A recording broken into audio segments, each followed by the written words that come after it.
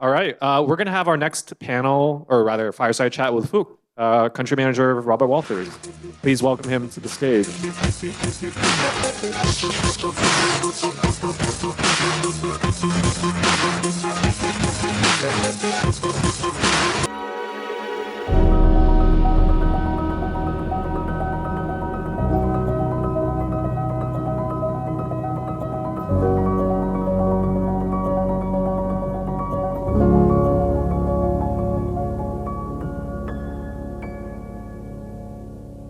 Phuc, you've just been appointed country manager of Robert Walters a few months ago, I think. Big role for you. How long have you been at Robert Walters for? I'm Vietnamese. I've been with the business for a little bit over 8 years. A little bit roughly eight and a half years. So you've seen from yourself, your own perspective, the growth of Vietnam. You've covered, I believe, sales and marketing at one point. You've moved into industrials, healthcare. You've kind of touched every single part of the business. So your insights today are from a macro level. My first question for you, Phuc, would be, during those 8 years, and we're going to pinpoint today on the overseas Vietnamese trend, 8 years ago, was it a focus for Robert Walters to try to attract OVs back to Vietnam? And what was the case 8 years ago? Let's start there and then talk about today. What was it like 8 years ago when you talked to candidates from overseas? So we entered Vietnam market in 2011, and I joined the business around 2014. At that point in time, we were still very humble in terms of our operations. The business we got around 15 people or something, right? And we are not covering all the functions in terms of recruitment practice as well in Vietnam. It was very new for almost everyone. And now I think just to simply emphasizing on a bit of our growth, for example, yet today we have roughly 60 people in our Ho Chi Minh City office, and we cover almost every single function in Vietnam in terms of recruitment. So that's on a nutshell to see a bit of the further growth of our business. When I started, I was recruiting a lot for industrial sector, which is obviously companies providing materials, construction machine, agricultural products, etc., for local markets. And it's just great to see how the business has been growing over the times. The companies that I used to work with, perhaps 5-6 years ago now, they are giant, they are big. And actually, I spoke to a couple of clients who we got to work with before. It's amazing to see how they are transforming their own business. And obviously, at the end, is for the entire economy as well. Very good. Now, fast forward to today. Let's focus on the Come Home for Good. Let's start with the name of the whole program, because a lot of the people that came here today, they commented about that. They're like, "Oh, Vietcetera, you're so clever." I was like, "Nope, no, it's Robert Walters, not us." Tell us about this program that you guys are running and why it exists. So everything started back then in 2016. As you all know, we are basically a recruitment company. And everyone is talking about localization, especially for the leadership management team in Vietnam, to have more local people in their management team. And it was fairly simple, mainly coming from supply and demand in a way. We got a lot of inquiries from our clients looking for senior leaders in their business. And more importantly, they look at a bit of, let's say, local understanding, a bit of commitment, especially for Vietnam. And that's the true factors.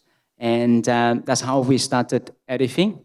There is a big demand, obviously, in the market. So how could we possibly to support our clients to find the best talents, matching with their needs locally?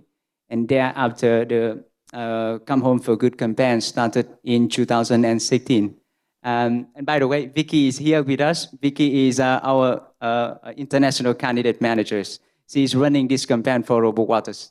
Vicky should be an ambassador for OV LinkedIn group. She's probably in there every single day.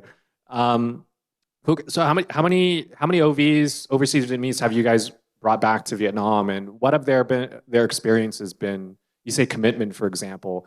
Like when you hire foreigners who perhaps don't know Vietnam very well, they come here, you made all this recruitment effort, the company probably has spent a lot of money to bring them here, and after a year they leave, right? maybe you can highlight some trends with this OV community. How have they contributed to the workforce here in terms of managerial experience, commitment? What are some of those highlights that you've seen over the years? So as you all know, the world is flat now, right? It's very interconnected. It doesn't really matter where you are now, but basically it's easy to do business together. And one of the major factors that companies are basically looking at is number one, having a bit of regional or global understanding.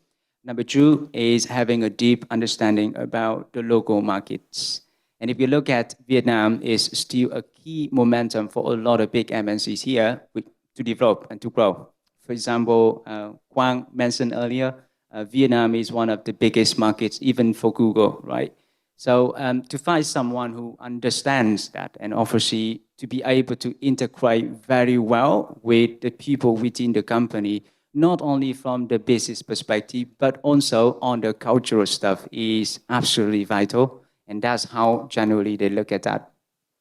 Have there been any failures though within that campaign? I'm sure. And what are the reasons why some OVs they would come back and they leave soon after? What have some of the challenges that you can spotlight? So perhaps our people here can also keep aware of. Two things. First thing first, one of the biggest concerns for, let's say, overseas Vietnamese before they come back to Vietnam is, number one, since they're not here, they just, Quang mentioned also, they just don't know what is the market, how does it look like, or whether their experiences or skill sets, perhaps in the other country, could it be in demand locally here in Vietnam? That's the first thing. Second is a bit on, I think, in reality, people think a lot about compensation and benefits as well. Obviously, most people know that perhaps likely they would need to take less to go back to Vietnam. But in reality, how much? Is that we're talking about 10%, 20%, or 50%? So generally, people don't have those information beforehand. And therefore, it's making things becoming more difficult for them to make a decision to go back or not.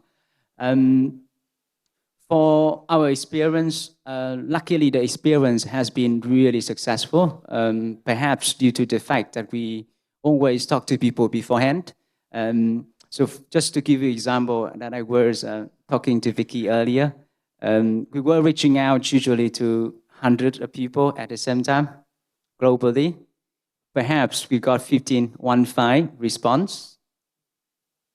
And in that 15 response, around 5% will be say, yes, I'm actually considering to have a move back to Vietnam now.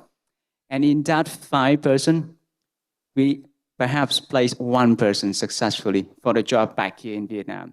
So whatever it is, in reality, is a lot more harder. Are of the 100 candidates you reach out to, are they like Vietnamese who live abroad, or is like a pretty split, 50-50? It's actually the combination of both Vietnamese living abroad as well as Vietkill, for example, born and live overseas. Why do you think only 15% reply? It's really personal, right? The reason I think a lot of overseas Vietnamese is, the family, the spouse, the children, they have already well established their life in Europe or US, for example. And therefore, it's a lot more harder to make a decision to move or not. Second, if you live in US, for example, right, generally you wanted to keep up with the living standard, meaning, for example, education for kids, for example, medical insurance, medical coverage once you are back here, for example, those are obviously taken into account in terms of decision making.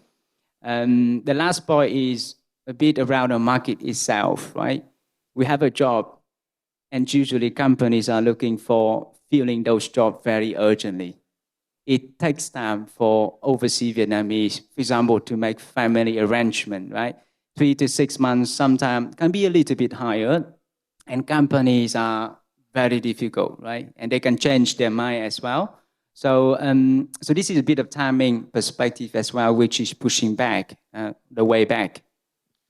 Phuc, I want to narrow it down on the last 6 months. There's been a lot of macro changes happening. We have some global conflicts. We have economic uncertainty. There's talk of a recession in the US and Europe and a lot of the markets that you guys implement this program for. Have you seen more success in the last couple months now that these things are really becoming apparent? Are you guys using that as ways to kind of activate conversations again, knowing that, oh, hey, in the US, people are losing jobs, people are afraid of inflation, and Vietnam is relatively, let's see, but for now, still experiencing huge growth. Have you seen short-term differences in people's reactions? So actually, we are looking for another person to join this campaign. We wanted to keep building this campaign thanks to the bigger demand, obviously from overseas Vietnamese to go back. And we see it more. Actually, the performance of this campaign this year is fantastic. It was perhaps the best since we launched it in 2016. We successfully brought back more and more people. And good to see that 89% of those actually stay with their current employers for more than 2 years at least.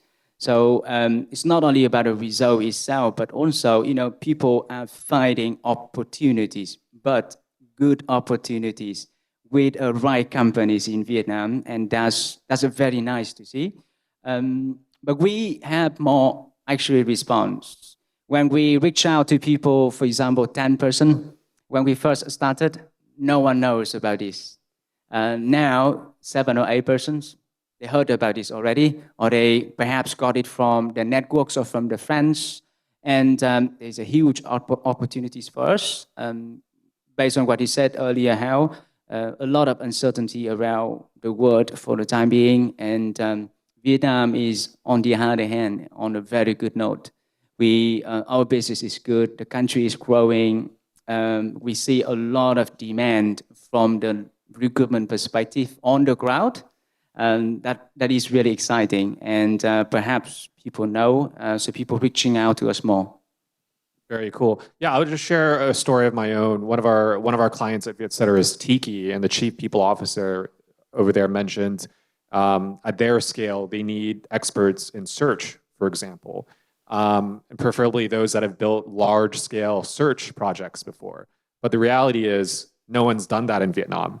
It's still to be built. So for those of you that might have colleagues or family that do live abroad that are experts, not necessarily in search, but just in anything in general, I'm sure there's a place for them here in Vietnam. So Robert Walshers can help you.